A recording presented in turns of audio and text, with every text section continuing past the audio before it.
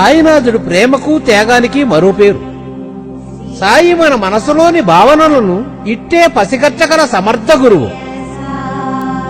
కాలం విలువ తెలిసినవాడు, తెలియజెప్పేవాడు.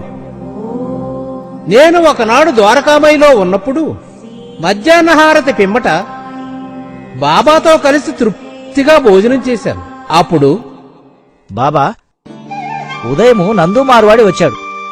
ఆ సమయంలో నువ్వు లెండి తోటలో ఉన్నావు.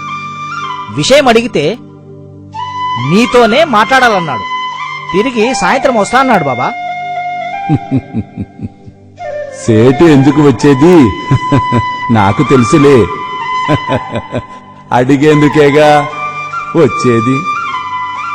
దేవా, మచ్చీంద్రగఢ్ నుంచి తుకారాం 10 రూపాయలు దక్షిణ పంపించాడు. దయచేసి తీసుకో బాబా.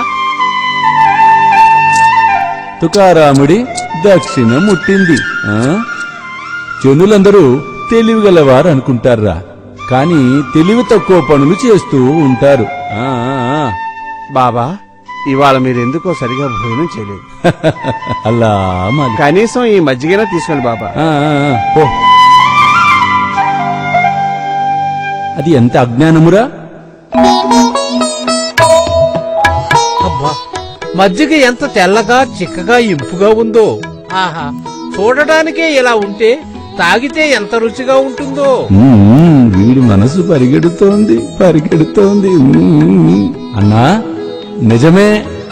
మజ్జిగ తెల్లగా చిక్కగా చూడటానికి ఇంపుగా ఉందిరా. తాగితే చాలా రుచిగా ఉంటుందిరా అన్నా.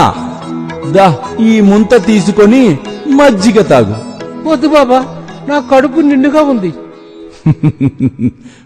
మనసులో తాగాలని ఉన్నప్పుడు మొహమాటమెందుకోయ్? నీ మనసులోని భావనలన్నీ తెలిసినటువంటి వాణ్ణి.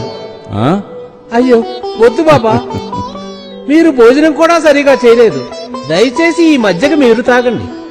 పిచ్చివాడా, ఈ అవకాశము నీకు మరల రాదురా అన్నా. నువ్వు తాగితే నేను తాగినట్టు కాదా? దా, తీసుకో, తాగవోయ్, తాగు. అలా మాలిక్, ఓం సాయి. అలా మాలిక్, అలా మాలిక్, అలా మాలిక్.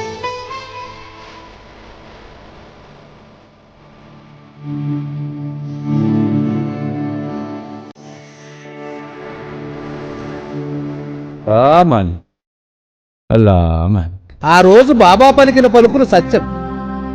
నా మనసును తెలుసుకుని తన కోసం తెచ్చిన మజ్జిగను నాతో తాగిచ్చాడు. ఇది జరిగిన 1 రోజులకి బాబా మహాసమాధి చెందాడు. ఆ రోజు బాబా అన్న ఈ మాటలు గుర్తుకొచ్చాయి.